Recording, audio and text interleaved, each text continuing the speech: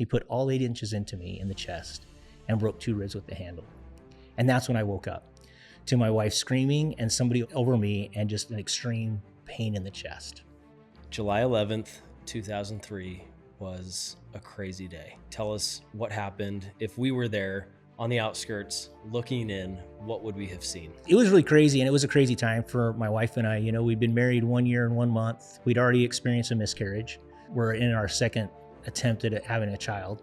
We're just envisioning that baby coming in that first year. Complacency, right? That's the only thing I can say. The garage didn't shut all the way. An intruder entering into my home walked right into the house, found my wife's purse, literally sat in my living room eating M&Ms, going through my wife's purse. And when he didn't find quick cash, he grew angry and he starts going through drawers and finds an 8-inch chef's knife. And then he actually removes his shoes to be as quiet and as stealthy as possible and creeps into the master bedroom where I'm laying next to my amazing, beautiful wife. And he was so filled with anger that he actually, while I was asleep, crept in and stabbed me with that chef's knife to the point that the handle broke 2 ribs. My wife reacts by kicking out at him. And so I kick into gear, and between the two of us, we shove him off the bed with our feet. And as he goes off the bed, he rolls over and his foot gets stuck in the drywall. And this man finally gets his feet and he starts yelling about how he's going to kill my wife. That I came off the bed and grabbed the knife by the blade, punched the man across the face and grabbed him around the head, and we started to wrestle. Over the next 3 minutes, it was a battle royale for my life. Before we dive into today's episode, I want to give a quick shout out to the sponsor that makes this Generational Health podcast possible, Hiva Health. At Hiva, we're all about helping you live longer, feel stronger, show up better for the people and passions that matter most. Whether it's hormone optimization, medical weight loss, peptide therapy, personal skincare, or gut health, Hiva delivers modern, proactive healthcare that's designed around you. It's fully virtual, available nationwide, and powered by real technology and real people who actually care. If you're ready to invest in your health span, not just your lifespan, head over to hivahealth.com and start your journey today. I should note that prescription medications must be prescribed by a licensed provider in your state, and individual results will vary. And with that, let's go ahead and get started on our episode. Thank you. All right, Brickman Allen, welcome to the Generational Health Podcast. Happy to be here. Excited. Thanks for coming in, man. I appreciate you being here. I'm neighbors with your brother. Yeah. And I had seen a podcast that you did with one of my other friends. And then you actually came up to a young men's camp and you told your story. And I was like, man, I got to figure out how to get him on here. And I know you've just been super busy. You've had work stuff. You've had kids, that we're getting ready to make some big life changes and moving away and all that kind of stuff. So I know it's taken a while for us to get here, but I appreciate you being here and just really excited to get to know you a little bit better. Hey, I appreciate that. I'm super excited to be here. And I think that, it's always when we can reach out and help other people with our stories, that's the key. And so I'm really passionate about that. So I appreciate the opportunity to come on and share my story and hopefully help some of your listeners. Well, maybe you can paint a picture for us. So July 11th, 2003 was a crazy day. So maybe let's just start there. Tell us what happened. If we were there on the outskirts looking in, what would we have seen? Yeah, it was really crazy. And it was a crazy time for my wife and I. We'd been married 1 year and 1 month. We'd already experienced a miscarriage. So we're in our second attempt at having a child. And we're experiencing that first year of marriage like it was bliss. And we're coming home from a friend of mine he invited us to his daughter's 1-year party, right? So coming home on July 10th, we were in this great place of thinking about this child that, 3.5 months along in the pregnancy, we're just envisioning that baby coming in that first year. It was just a great time. And maybe because of that, I wasn't really on my A game when we came home. And so when we came home, we went to shut the garage and I could hear it start to shut. And I went into the house and didn't lock the inner garage door. Complacency, right? That's the only thing I can say. And unfortunately, that led to the next morning, an intruder entering into my home because the garage didn't shut all the way. Walked right into the house, found my wife's purse, and takes it into the living room and actually sits down on the living room sofa. And for some reason, I usually a light sleeper, but for this morning, it was, I don't know, maybe I had a rough night, but towards the end of my sleep period, I was hitting REM later. I don't know what it was. It was about 5 a.m. and I was dead. And I didn't know what was going on, but he literally sat in my living room eating M&Ms, going through my wife's purse. And when he didn't find quick cash, he grew angry, shoved a bunch of M&Ms in his pocket, and threw the purse down and went into the kitchen. And he starts going through drawers and finds an 8-inch chef's knife. And then he actually removes his shoes to be as quiet and as stealthy as possible and creeps into the master bedroom where I'm laying next to my amazing, beautiful wife. And he was so filled with anger that he actually, while I was asleep, crept in and stabbed me with that chef's knife to the point that the handle broke 2 ribs. He put all 8 inches into me in the chest and broke 2 ribs with the handle. And that's when I woke up to my wife screaming and somebody over me and just an extreme pain in the chest. And my wife reacts by kicking out at him. And so I kick into gear, and between the two of us, we shove him off the bed with our feet. And as he goes off the bed, he rolls over and his foot gets stuck in the drywall and hangs him up. And I sit up to see what's going on. I'm not even realizing I'm stabbed at this time. I sit up to see what's going on. My wife grabs his cell phone and running behind me across the back of the bed and out the door, starts running down the hall. And this man finally gets his feet and he starts yelling about how he's going to kill my wife. You know, I was raised in kind of an old school mentality. You know, I grew up with horses. My dad and my mom had me training ponies, you know, from a young age. I was getting bucked off and having to get back on. And my dad taught me a lot of core values about cowboys. And the things that he taught me was the cowboy is the protector. The cowboy stands up for people that can't stand up for themselves. And he is always ready to defend his home. And so that kicked in. It was just instinct from so many years of my dad teaching me about this cowboy ethic that I came off the bed and grabbed the knife by the blade, punched the man across the face and grabbed him around the head. And we started to wrestle. As my wife ended up finishing up running down the hall, she locked herself in a room and called 911. Over the next 3 minutes, it was a battle royale for my life. And we have the crime scene photos, and it is brutal. There is evidence tape, markers on the walls and on the ceiling from blood spray. I mean, I'm telling you, this was just crazy. And at 3 minutes, somehow I have him pinned on the ground. And I have the knife by the blade, and it's kind of in between us. And I'm on my stomach, and he's on his stomach, and I've got his head in the palm of my hand and my elbow in the middle of his back. And I've literally got him slammed to the ground, and we're face to face, 6 inches apart. And all I can say is I breathe out. Somehow I say, "Why are you here?" And it's weird because it's really hard for me to say anything at this point. I didn't realize the extent of my initial injury. And, I said, "Take anything, money, truck, just take it and leave." And then you hear sirens in the background. Now we know it's 3 minutes because we have the 911 tape. I've listened to it one time. It was the hardest thing I've ever listened to in my life. My wife is literally on the phone with 911 operators crying, saying she wants to come and help me. And she can hear me crying out for help. And they kept her in the room, fortunately, to remain safe. But at 3 minutes on that 911 call, in the background of the call, you can hear sirens. So we know at about the 3-minute mark, I hit the extent. I had lost so much blood that I blacked out. And the man got out from underneath me and he stabbed me 2 times in the back and then took off running down the hall. And I gained consciousness and time to force myself to roll over, and my feet were heading towards the hall and the master bedroom door. And so looking down past my body and feet, I can see him running out towards the front door. And somehow I knew my wife was locked into a room. And so this sense of relief kind of comes over me, but then I noticed the blood pumping out of my chest. And I remember putting my hands on it, trying to stop it and blacking out again. So just kind of a brutal 3.5 minutes of just pure chaos and fighting for my life.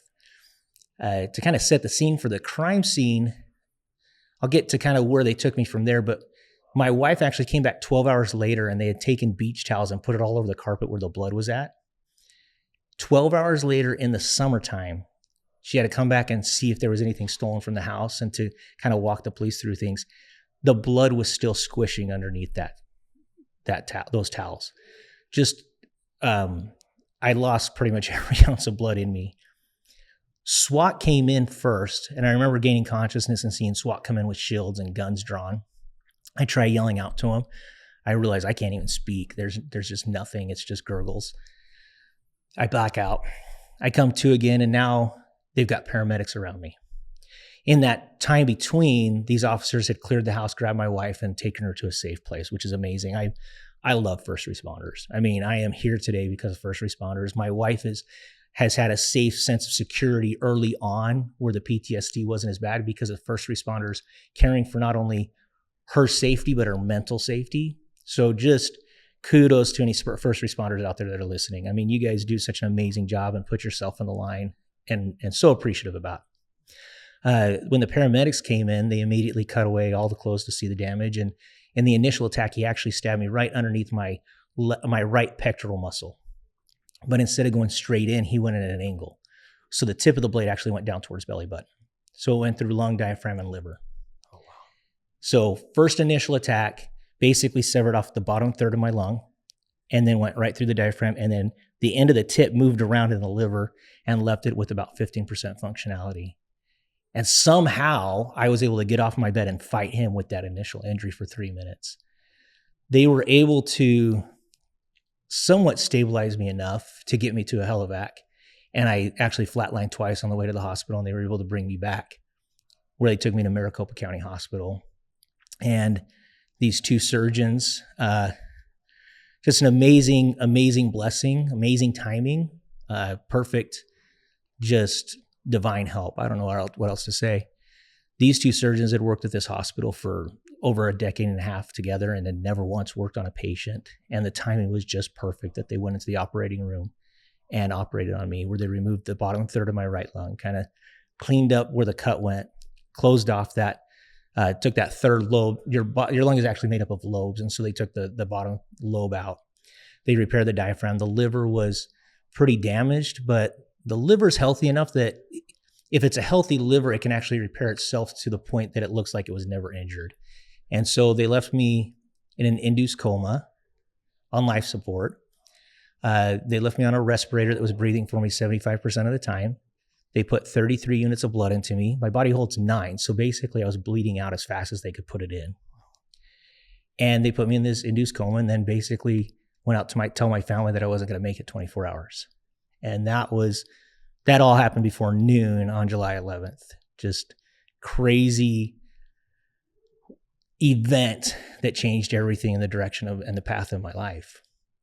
I'm a firm believer. I have great faith in God. I think that, we all believe, most of us believe in a creator and a divine source. So through prayers and divine intervention, I went from not going to make it 24 hours to I'm going to be in this induced coma on this respirator for about 10 days. And if I come out of that, if I make it those 10 days, which I was given about a 10% chance of making it those 10 days, if I make it past those 10 days, then I would be upgraded to a 50% chance of survival. And it would be about 6 months in the hospital recuperating. I was taken off the respirator and out of the coma after 3 days. And I was given a directive of this is what I needed to do in order to leave the hospital. It seems pretty simple, but I had to be able to get up out of the bed by myself and walk the perimeter of the upper floor of that hospital on my own. And I had to blow into this machine where it would actually push, it's called a machine, but basically it's a tube with a ping pong ball in it. And you blow it and you have to hold that ping pong ball up for 30 seconds. The problem with that is every single time you blow into it, it's made to make you cough, to get fluid out of your lungs. And they broke 2 more ribs in order to go in and fix my lungs. So now I have 4 broken ribs, and they want me to go into a coughing spasm twice a day to recuperate my lungs. And this is what I was told I needed to do. And they told me it would take 6 months to do it. And I would blow into this tube with a ping pong ball twice a day, and they would be asking me to get up out of my bed twice a day. Well, this is coming from the doctor. As he walks out, I start thinking back on my life, and I think about my experiences, and I realize that that's asking too little of me. And maybe that's God talking to me about, hey, I prepared you for this. You're stronger than this. They don't know who you are, and they don't know your strength. And when the nurse came in the first time to do these things, and they were going to do them about every 6 hours, I said, whether you're here or not, I'm doing one of these every 3 hours. I'm doubling down. So if you're not in here, I will try to get out of bed by myself. And if you're not in here, I will pick up this tube and I will breathe into it to blow this ping pong ball. So they started coming in. And so every 3 hours, I doubled down on it. The amazing process that happened was that by about day 3 or day 6, so day 3 out of the coma and day 6 total, I'm getting out into the hallway in my walking and I'm blowing this tube, and I've already blacked out twice from pain from blowing into this tube and going to coughing fits when my pain meds were dropping. So just this double down process of going through pure agony led to the fact that on day 8, I met both goals. I wasn't supposed to meet for 6 months. So the doctor comes in and I said, hey, I've done these things. I want to get checked out. And he was shocked. He said, I don't know, that might be a problem for malpractice. He left. So the next day he comes in, I said, okay, I walked the perimeter twice and I blew that ping pong ball 40 seconds. I'm ready to go home. And they released me with in-home care. So on day 9, I was actually able to walk out of the hospital instead of a 6-month stay. And I attribute that to a lot of different things that since then I've learned about, but it all comes back to the fact that there's a lot more to us than we realize. And the way that we were created, we were actually made and built specifically to overcome these obstacles. Like physically, our bodies are created in a certain way that the more we do it, the better we get at it. So that's kind of a breakdown of that initial story you heard, right? That crazy story. A couple of things that affected us is my wife couldn't return to that home. It was just too hard, especially after having to go back 12 hours later, right? That's a lot of trauma.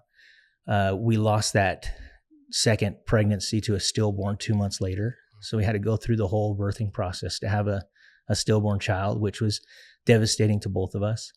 So in essence, this man who attacked me took our sense of security, took our first home, took our potential first child, and left us with basically destitute. The only thing we had was each other, my wife and I. And my wife being an amazing person, they say a lot of times these trauma things, they destroy families and relationships. We made it work. It made us stronger. We're rock solid. Nothing in this life is ever going to affect us because of the way that we were able to connect through that and rely on each other and support each other on an individual healing.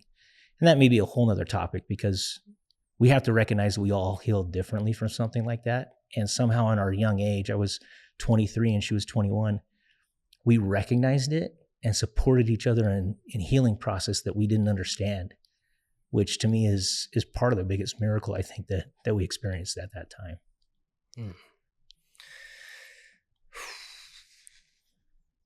That's a crazy story. And when I am listening to it, all I can think of is how in the world did you have the strength to fight him off? Like when you're bleeding out and like, where do you think that strength came from? So there's a funny story about 12 days after this happened. So 3 days after I'm out of the hospital, I'm doing my thing about trying to get up and move around. And so I went with my dad to the grocery store, and this friend of ours who's actually a captain in the Mesa Fire Department. So the fire department showed up, right? The paramedics. And so he approaches my dad and he says, hey, how's your son doing? And my dad looks at me and he says, ask him. And this fire chief looks to me and he says, how's your brother doing? And my dad just starts laughing. He goes, no, that's him. And he goes, no. He says, the fire captain that showed up that day said that 95% of the people that would have happened to would have laid there and died. The other 5% would have lifted their head up and then laid there and died. There is no way that he's out of the hospital. And my dad just laughs and he says, show him the proof. And that my dad started doing that. And so I just lift my shirt up and I show these gnarly scars and the guy's jaw just drops. And I started thinking about it at that time. Like, how did I get up and fight that guy? Right? Some would say it's adrenaline. Some would say that it's just that determination that some of us have to have incredible strength in a moment, right? I know that this isn't a faith-based audience per se, right, that you have. But all I can say is that in the religion that I belong to, I'm a member of the Church of Jesus Christ of Latter-day Saints. We have this Book of Mormon. And then it talks about this time where some youth went to war, and there were many of them that fainted from the loss of blood, but none of them died. And they were fighting for their home. They received divine source of strength that we don't understand even years later in reading this account of it, right? And that's all I can say is somehow God gave me some additional strength that physically I didn't have it in me. I don't know how I went 3 minutes and actually pinned the guy to the ground with blood draining out of me at the pace that it was. And so that's all I can say is maybe it's a combination of all that incredible strength that comes from somebody that in a moment, in an emergency, the adrenaline rush, and God given me just that little bit extra to help me keep going. So how would you say that this experience has shaped you today? You know, I was really excited about the path that I was on professionally. I had shattered glass ceilings at the office. They kept telling me, you know, you're not going to get that next promotion. I get a promotion, right? I was developing as an individual in regards to professionally. I had this vision that I was going to climb the corporate ladder. And probably religiously, I was getting a little bit complacent. When this happened, I spent the day in the hospital where I kind of recognized that my life was given back to me.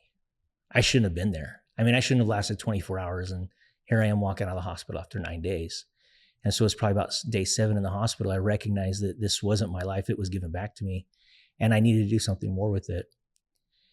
And so I started to strategize. I started to come up with, well, what can I do with my life that's going to make it worth that second chance? And I realized the struggles that I had as a teenager and that a lot of teenagers were struggling. And so I created a process of how I could help teens with their mental health in a religious sense and as well as in a secular sense, right? In public schools. And I realized that my corporate life couldn't support it.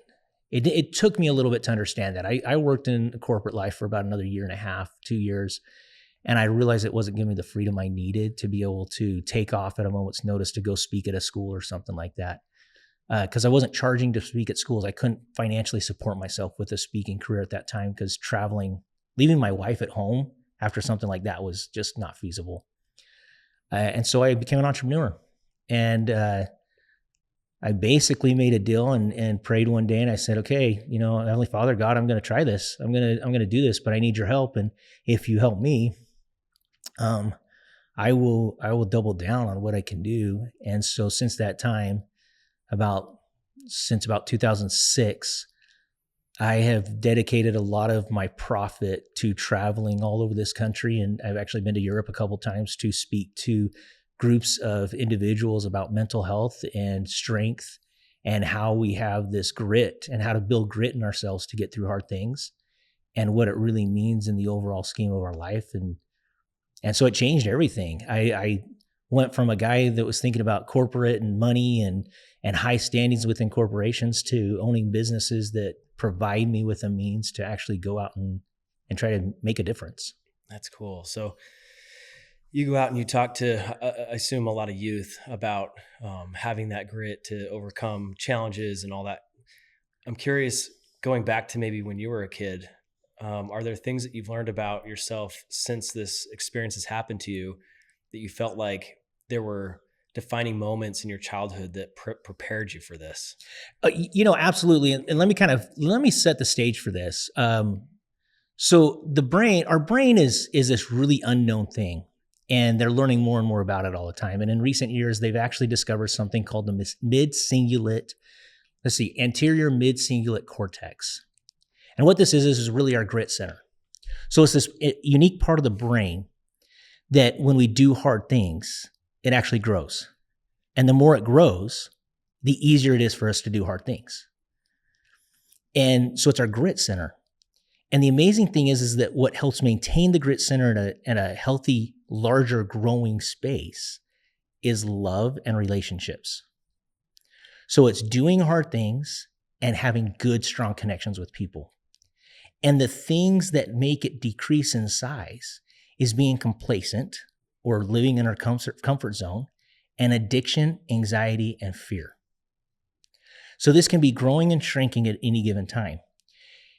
Now, if you look at your life as a process of whether you're growing or shrinking this part of your brain, you start to make connections. And when the connections are included into a thought process of divine process of certain experiences prepare us for the next one, not only in that grit center growing, but in the knowledge that we receive to help us with that next process, you start to recognize patterns in your life. So going as far back as when I was 8 years old, I had a traumatic experience. And my mother taught me from that traumatic experience that sometimes it happens because God's teaching us something. It's not that he made it happen to us. He allowed it to happen to us. And if we focus on the good that can come from it, then we learn amazing life lessons. Going on to the horses and getting bucked off and seeing these horses that nobody else was willing to connect with and or able to connect with. And my mom saying, inside that horse is this amazing animal that will be loyal and just will serve and be a great companion. It's just nobody's connected with it. And so I started to see the horses that were untouchable as things that were going to be amazing companions and loyal people. And so coming up through this and going through school, I entered in Arizona at the time in Mesa. You actually entered the high school, the actual physical high school, as a sophomore. So you spent your freshman year at the junior high, and as a sophomore was your first year at the high school. Well, as a sophomore, I was 5 feet tall. I weighed 93 pounds, and my full name is Brickman. I mean, you talk about the perfect model for a bully to kind of, make fun of a kid. This is it. And so I spent most of my sophomore year eating lunch by myself. I would get hit in the back of the head with rocks, made fun of. I was taped to a tree, choked out in class one day in front of a teacher who couldn't stop the student from doing it, just brutally attacked for no reason. And when you become a target and you start to spiral into depression, it makes your target bigger.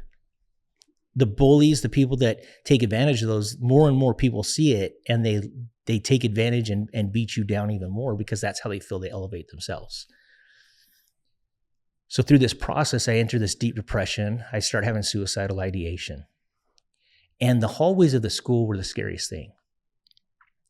It was hard going from one classroom to the next. It was kind of like a gauntlet. And I was always trying to find ways to avoid those people that bullied me. I remember coming home on a Friday night and just thinking, well, I'd probably be better if I just never went back to school. And my parents weren't going to let me not go back. So the only way that that's going to happen is if I'm just not around. And what amazed me was a simple act of kindness is what saved me. It was my 12-year-old sister coming from a church activity, and she snagged an extra treat and brought it to my room when I'm in the middle of contemplating my last day. And the thought coming to me about this is what, how would I affect her? I would destroy her. I started thinking about all the people I would destroy. And that simple act of kindness changed everything.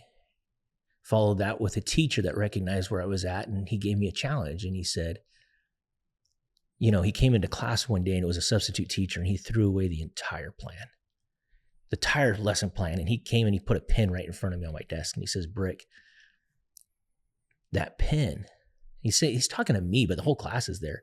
He didn't say Brick, but he basically was looking at me. And he says, that pen right there, if you say it enough times that you can't lift that pen, you will eventually believe it, and you won't be able to lift that pen. He says, if you tell yourself enough times that you're worthless, you will believe it and you will become worthless. He starts talking about the power of the mind and how it controls and dictates how we perceive the world. And the bell rings, and he goes, Brick, I need you to stay after class. He'd been the substitute teacher for 3 days. He knew my name.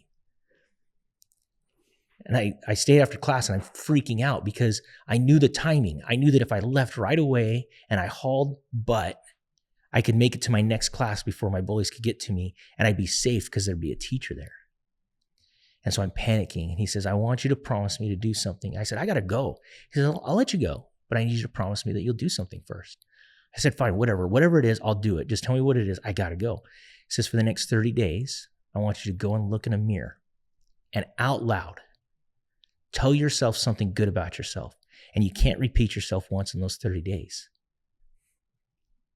And I'm like, what? He goes, promise me. You promise me. I said, fine, I'll do it. And I took off and I ran out of the room. 2 days later, that substitute teacher left. And I thought, man, I don't have to do this weird, crazy idea of speaking to myself in a mirror. Like, it just seemed ludicrous to me. Well, this was the time where my dad was talking about being a cowboy. He was hammering into me about integrity. He would say, you know what, a cowboy's integrity is all he's got. If he doesn't have integrity, he's got nothing. He just beat into me. I'm sitting there thinking, man, I'm not much of a cowboy if I gave this man my word. So I remember the first day I go in there and I turn on all the faucets. I turn on the shower. I flush the toilet. I like, in my mind, my brothers are sitting outside the bathroom door listening, and they're going to hear what I'm doing. They're just going to make fun of me forever. But I had to do it. It was eating away at me. So I remember the first day just looking in the mirror and just saying, Brick, you're a cool guy. Turned off the faucets, took the shower, went to school. Next day I'm looking in there. I'm like, Brick, you're a nice guy. You can only say that type of thing so many times in so many different ways that by week 2, I'm running out of the ways to say it. And I remember looking in the mirror and winking and going, Brick, you're a ladies' man. And I don't know where that came from, right? And it was like probably 2 days later, I remember looking in the mirror and flexing, and I'm like, dude, you're strong. You're a strong man. I didn't realize the honesty in it. For those that deal with depression, if you've never experienced that deep, debilitating depression feels like an actual weight. It's this darkness that settles over you. It's oppressive. And on top of that, to have that in my life and then be going to the place that scared me, the halls of that high school, filled with people that I felt like hated me, to do that every day takes a lot of strength. I mean, the people that live in depression are the strongest people in this world, and none of us see it. I didn't recognize the truth at the time, but it was absolute truth. It was probably by like week 3, I'm looking in the mirror and I'm realizing that if I had a friend, because of my cowboy heritage, I would be loyal to the brand. I would die before I would let anything happen to a friend. And my mind shifted, and it wasn't so much about me being worthy to be somebody's friend. It was that somebody should be worthy to be my friend. And something clicked in my brain. And then I started thinking about what my mom was saying about those horses that were just, they were scared is more what it was. And that's what they would do, is they would lash out. And so I started seeing people different. Culminating event is me looking in the mirror and actually saying that I was a son of God and just being impacted by that. And realizing I had value. I ran into a teacher about 10 or 15 days after this happened. He walked up to me, he stopped me in the hall and he goes, what happened to you? And I go, what do you mean? He says, I have never seen a transformation in a student like that. You went from not being able to look anybody in the eye.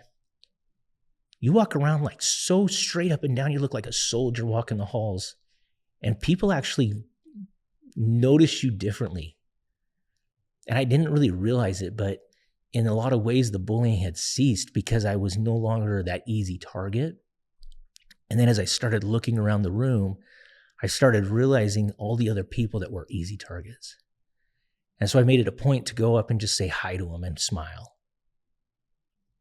And it became a process, like this whole challenge for me to connect with people and to find those horses, like in a sense, right, that were feared and just filled with fear and unknown and didn't know how to act and behave.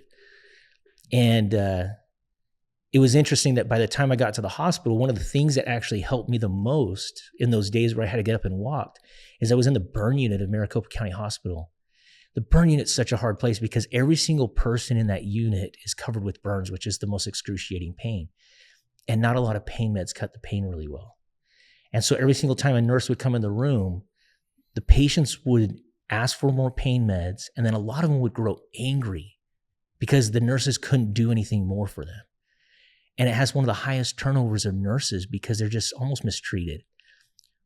Well, when they came into my room, I remember the power of connecting with people in high school. and how it emboldened you. So I would actually, they'd come in the room, I'd smile and I'd call them by name. And I said, hey, how are you doing today? Thank you so much for everything you're doing. Well, when I went to start walking the halls, these nurses would line the hall and with a huge smile on their face cheer me on. And so I gained power from them.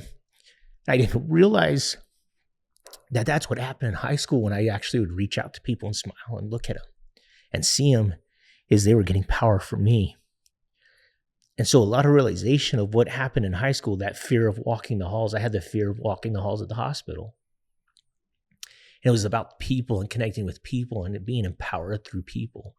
The fact that in high school, knowing how scared I was and how hard it was to go to school and how strong I was is what played into the fact that I knew that I could double down and do it every 3 hours. Like I picked myself up from being beaten down physically so many times and would just stand and keep going. I kept getting back on the horse over and over again. And I realized I could do it.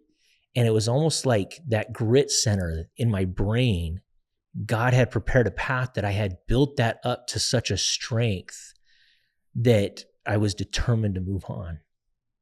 And what's interesting is I'm still learning about it. About 3 months ago, I was talking to my younger brother.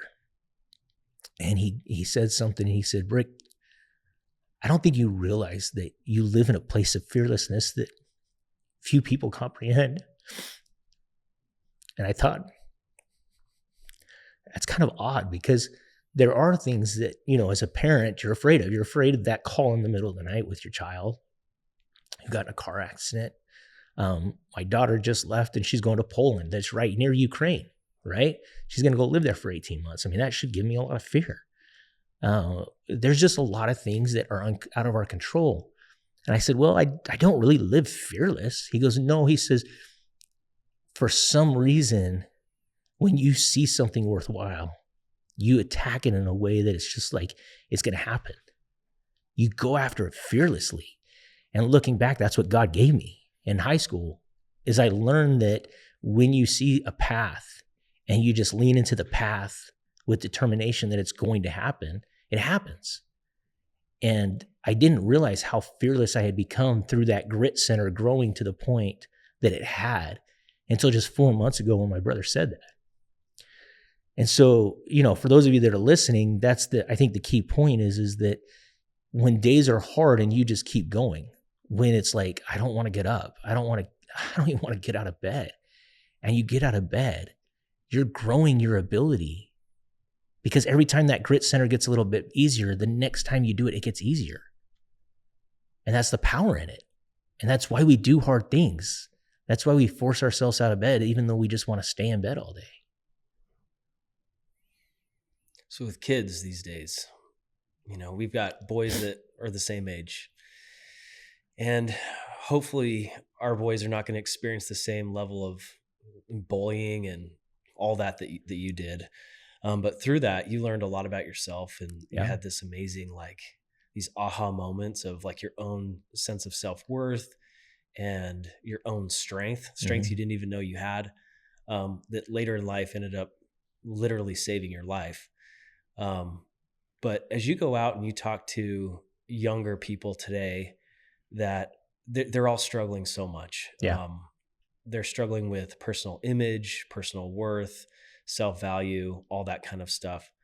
How are you helping them, or what are some pieces of advice that you're giving them to help grow that grit center that you've talked about? This is such a cool concept I've never heard of before, but how do we help the next generation build this grit center? Because life is only going to get more complicated, complex, hard. I mean, it's crazy. And there's so much stress. We're all running around just, it's a rat race all the time. And there's always something to be worked up about, upset about, not feeling like we're good enough in many different capacities, whether it's as a parent or whether it's as a kid, trying to make it on one of the school teams or whatever it might be. Right. So how do we help this next generation build that grit center? I think there's a couple of things that we got to do as parents. One of them is that we have to regulate ourselves, right? So let me give you an example. And I'm not perfect in this, and my kids will tell you I'm not perfect. Last night, my son comes in, 9:20. He's kind of getting ready to go to bed, and I reminded him, his name's Bronco. Bronco, it's time to do the dishes. We told him 4 or 5 more times before, right? This is one of those moments. It's a hard thing for him to do. He's going to do something that's contrary to his natural desire in that moment, going against the natural man per se, right? And when we go against that natural desire to be lazy or complacent or whatever, that's helping grow the grit center. But if you're forced to do it, it doesn't help as much, right? So Bronco, remember, you got to do the dishes. Oh man, but my head hurts. I know, but I love you, right? Instead of getting angry and being like, hey, Bronco, I told you 4 times. Like, you could have done it earlier when your head didn't hurt. Like, that's my natural tendency as a father to be like, hey, listen, if you'd done it 2 hours ago, this wouldn't be a big deal right now, but you put it off. But no, it's more like, hey, Bronco, I love you. Remember, the grit center grows with love and relationships. I love you, right? I really appreciate you doing it. I know it's hard. So thanks for doing it. What's he going to say? Like, how is a child or a teenager going to push back? You know, they might say, well, you don't love me. You're like, I do. I love you. And you just kind of keep that calm voice, right? When your child comes to you and says, hey, Dad, I made a mistake. Our tendency is, once we hear the mistake, is to grow angry and chastise. Our first response should be, man, that was hard for you to tell me. Acknowledge the hardness, say thank you, and express your love. And then don't chastise.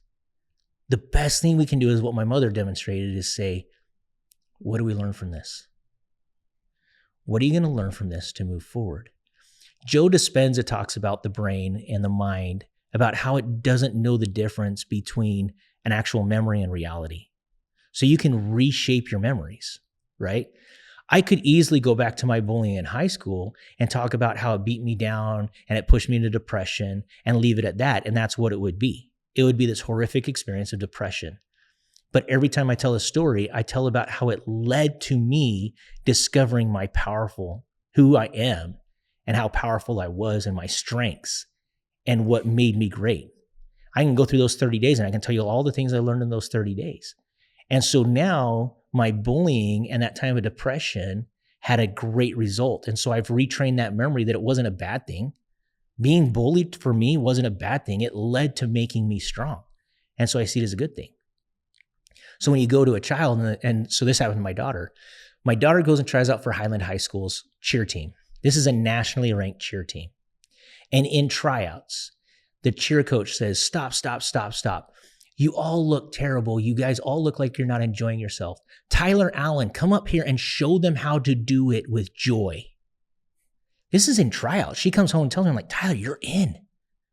That's amazing. You're going to make this team. She got cut from the team. We were shocked, and she was destroyed. And so we put her into stunting, one-on-one stunting at a place for a year. And we said, well, what are you going to do? Well, she started playing the violin more and she started drawing. She is an amazing artist. The next year she went out and she made the cheer team. She was on the cheer team for 2 years. Had a horrible experience her second year. It was a toxic environment. She recognized it. And so we sat down and we talked about it. She's like, I kind of want to quit, but if I quit, there's a lot of people on the team that I'm helping to be strong through this that won't. I said, so what are you learning from this? She says, I can't quit when other people need me.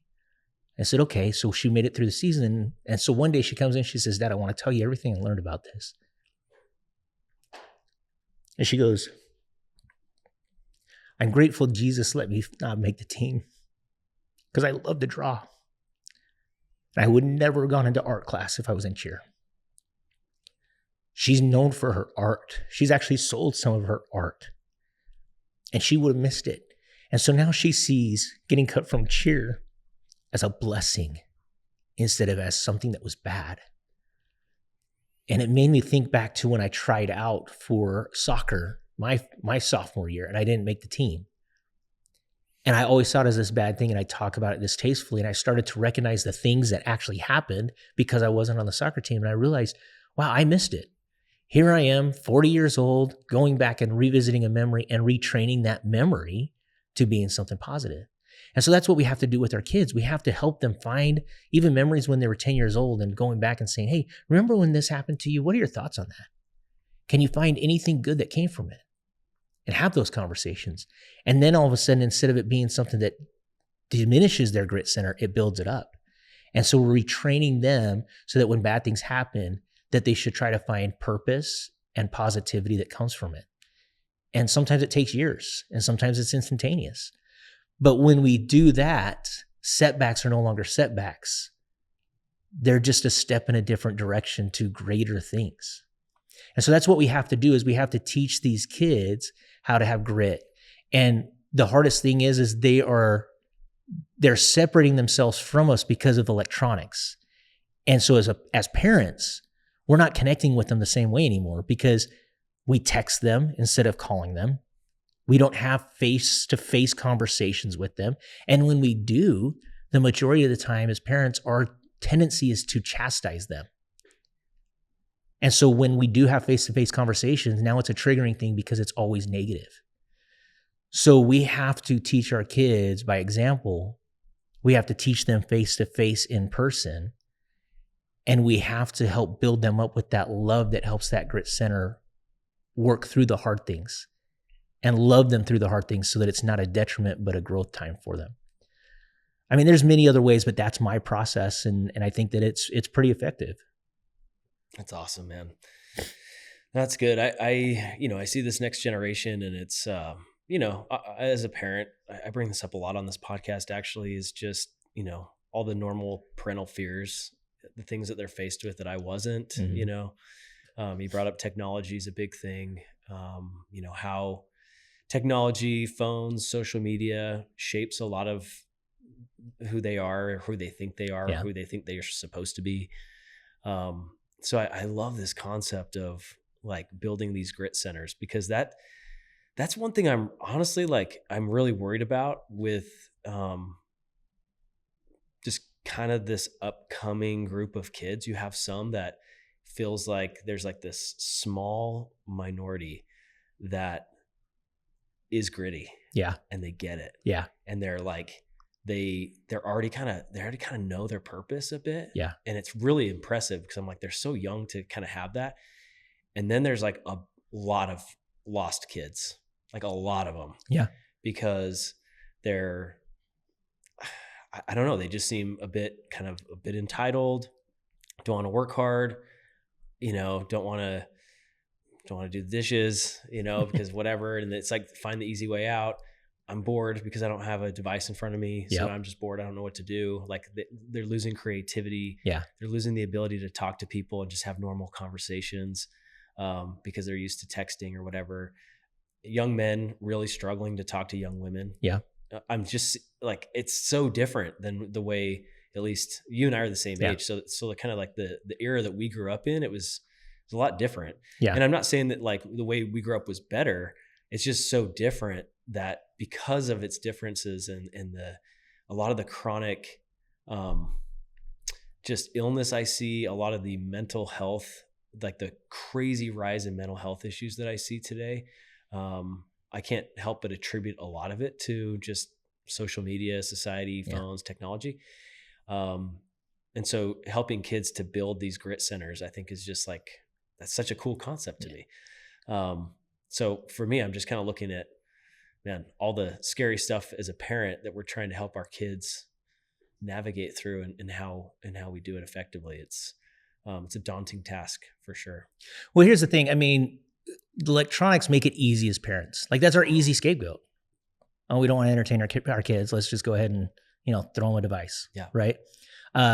My kids, we keep their phones on pretty good lockdown, like no internet access until about their sophomore year. And then we keep it limited even then. We don't want them to feel ostracized by people. So they have iPhones, but it's like no games, no internet access. They got Pandora, maybe, like an audiobook type thing, and way to text and call and take pictures. Then we slowly introduce them, right? Okay, you earn a game. You can keep the game on your phone, but it's limited playtime. But what I love to do is when I travel, I do what my dad did and I play audiobooks. And I think that there's a piece missing where a lot of our kids aren't reading as much anymore. And even fiction books have amazing life lessons in it, right? I grew up listening to Louis L'Amour, and it's all about, every story is about loyalty, overcoming hard obstacles, standing up for right. And these guys that overcome these amazing odds. And they're always protecting those that can't protect themselves. Like that's the theme of every Louis L'Amour book. And I ate it up. And I didn't realize that by reading fiction books, I was actually learning some amazing characteristics and attributes that I wanted in my own life. So when we travel, I put on audiobooks and my kids get into it. And they might be playing on their phone, but my kids will still be like, hey, Dad, wait, can you rewind that? Or Dad, why did that happen in the book? They're actually listening to it. So I may not be great at limiting them fully off their phone, but I'm introducing those little things in it to try to help them understand and navigate this world. But, a lot of us, we have opportunity to be around youth. And why aren't we doing more opportunities or activities with them where the phone is just obsolete? Taking them to places where the phone just won't work. Right? There's amazing organizations out there. One of them is called HXP. It's a humanitarian thing. And these kids actually leave for up to 17 or 18 days at a time to a different country to serve. And the first thing that happens is they land at an airport, they meet up with their counselors in their group, and their phones are taken from them. So they go 19 days sometimes in a foreign country serving people that are underprivileged with no phone access. And they come back detoxed. Like we need these programs, instead of our schools leaning into technology, which is good. These kids in schools, they got to learn AI. They've got to learn how to be somebody that can function in the future, but they have to have technology limited at the same time to learn how to regulate themselves. And that's our job as parents.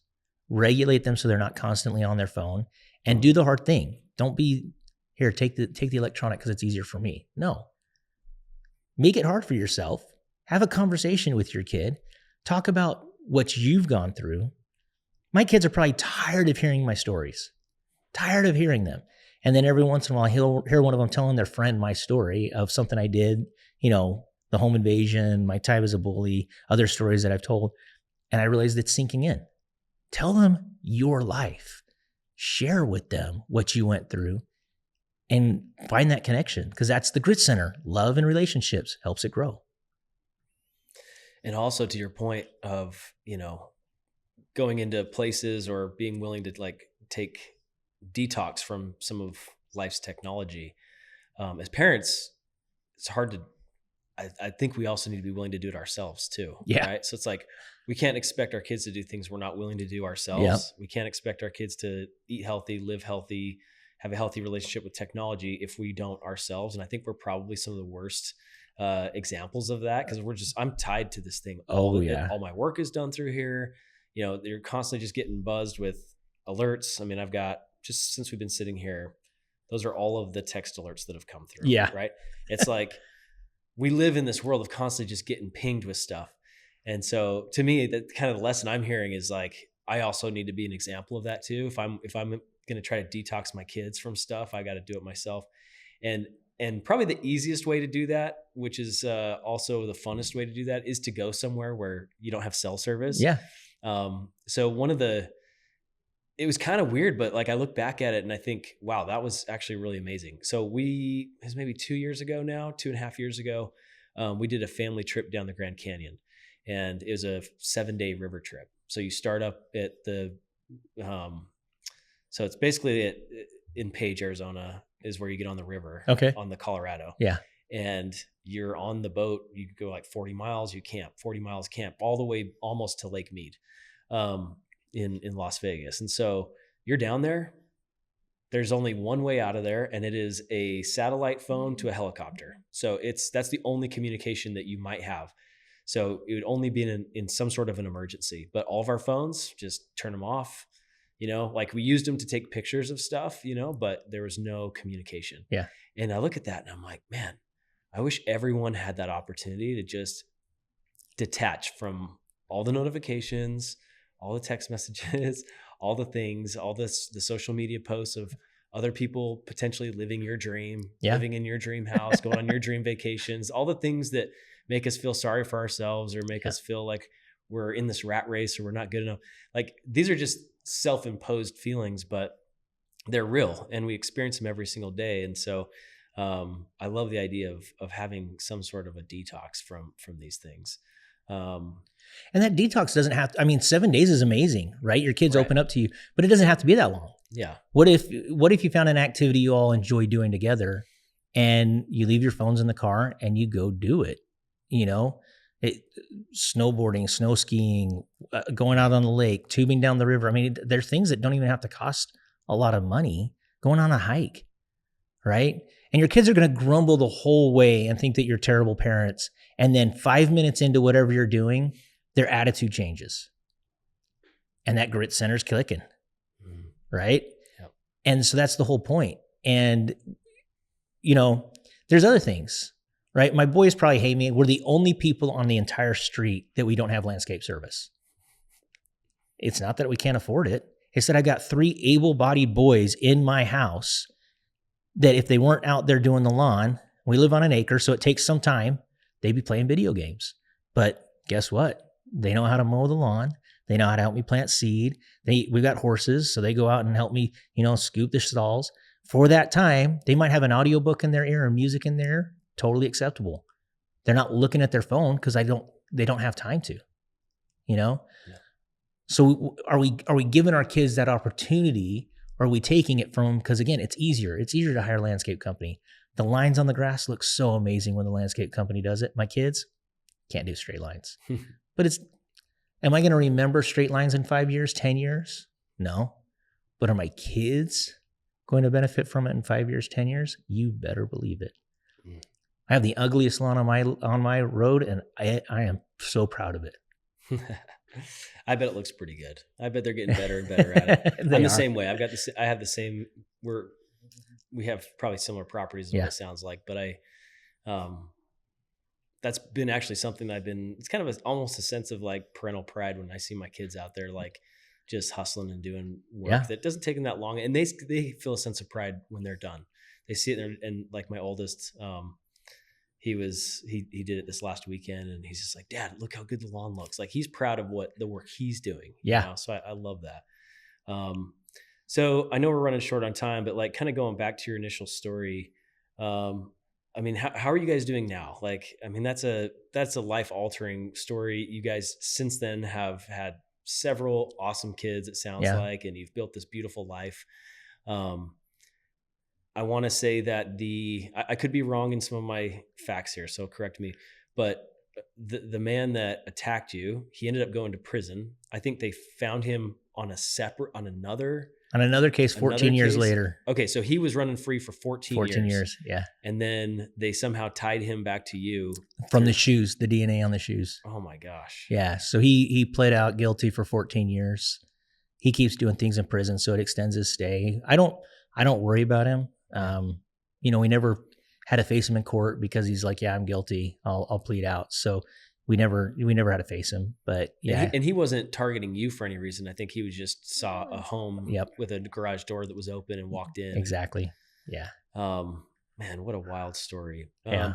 I think as we wrap this up, one thing that came to mind is like, this is like an amazing story on strength and like finding your inner strength to just fight off, whatever trial is right in front of you. Your trial was dramatic, and you've had several leading up to it that kind of prepared you for that day. But like, just thinking about the parents out there that just don't feel like they have the strength to be good parents, or the kids out there that are dealing with stuff at school, they don't feel like they have the strength to show up the next day. What kind of a message do you have for them? I think it's that you've actually got to look back at what you've experienced in life. Many of us, we tamp it down. We don't want to think about the past experiences. But if we look at our past experiences and we realize, man, I made it through that. One of my favorite quotes is by a gentleman by the name of Gordon B. Hinckley. And he was a leader of my church. And he said, each and every single one of us has a 100% track record of making it through hard days. I mean, think about that. As long as you don't give up, tomorrow's a new day and you get a new opportunity. It's a fresh start. That's probably one of God's greatest gifts to us, is a fresh start every day that we can be whatever we want to be. We don't have to relive the day before. We can make a conscious decision to make change. We can be intentional in who we are becoming. When we feel less than, It's because of that adversary. It's because of whatever you want to say. There's a part of this universe that doesn't want us to succeed. And it finds joy in the fact that we're struggling. Doesn't make it easy. It just means that you have a choice. And the more often you make the choice to try hard, the easier it gets. That's the amazing compounding factor of the Grit Center, is basically the more often you do the hard thing, the easier it is to get. I guess the best explanation of this is if you've ever cold plunged, the first time you do it, it's brutal. It's brutal. You do it 100 times, it's not that hard. Going to the gym, first week, trying to go every day, hard. But give it 6 months and you'll be going every day, and it's a habit. Being soft-toned with your kid when they make a mistake the first time is hard. Keep trying. You're not going to be perfect at it, but eventually it becomes natural. The only thing I can tell you is that we have more power to change our future and our present situation than we can ever imagine, but it's a choice.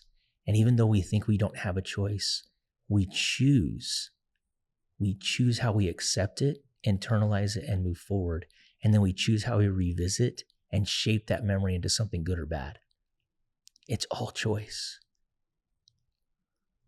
Oh, you're awesome, man. I appreciate you coming in and sharing all this with us. And this is a really good conversation. So I'm glad we finally got the chance to connect. I know you're doing a lot of public speaking and other things. And we've talked about some other connections I have where I think this could be a really cool, I think you going and speaking would be awesome. But if people want to find you, if they're listening to this, they're like, I need to find this guy. Yeah. And I need him to come talk to my employees, or I need him to come talk to my family or my church or my company, whatever.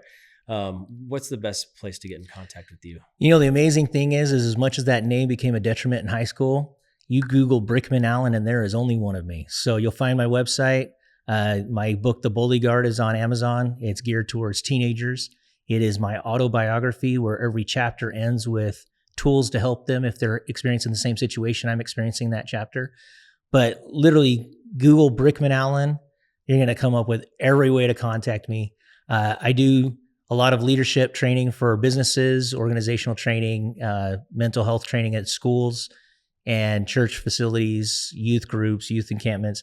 And for the most part, reach out to me. I'm extremely affordable for people because it's not a money thing for me. It's a passion. So if I'm not one of those guys where you're going to reach out and you're going to think, well, I can never afford Brick to come out and speak. I'm telling you, just reach out. We'll make it work for you. Yeah. Awesome, man. Well, thanks so much for coming in. I appreciate your time. And our kids are on the same soccer team now. We just realized. Yeah. So look forward to seeing you awesome. at the games. Yeah. Yeah. Looking forward to connect more. It's going to be amazing. Thanks so much for having me out. And hopefully your listeners gained a little bit of something out of this, and we can all start working on that Grit Center and making it just a little bit better part of our life and decisions. Of course. Very good. Thank you. Thanks.